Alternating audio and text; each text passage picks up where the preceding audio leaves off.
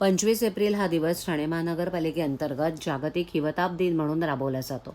या दिनी पालिकेच्या फायलेरिया विभागाच्या वतीनं महापौर शर्मिला पिंपळकर आणि आयुक्त सौरभराव यांनी हिवताप टाळण्यासाठी प्रत्येक नागरिकानं आपल्या परिसरात स्वच्छता ठेवावी आणि प्रशासनानं केलेल्या सूचनांचं पालन करावं असं आवाहन केलंय।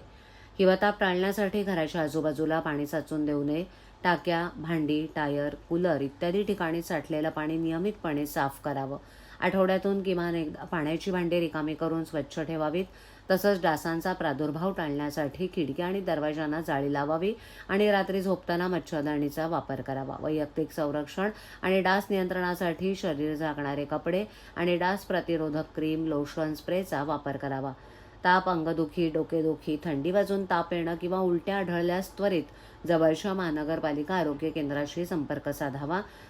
तपासणी आणि औषधोपचारांची सुविधा उपलब्ध करण्यात आली असून हिवतापाची लक्षणं आढळल्यास आपल्या नजीकच्या आरोग्य केंद्राशी संपर्क साधावा। हिवतापमुक्त माझे शहर ठाणे शहर करण्याची सर्वांनी कटिबद्ध होऊया असं आवाहन महापौर शर्मिला पिंपळकर आणि आयुक्त राव यांनी केलं आहे।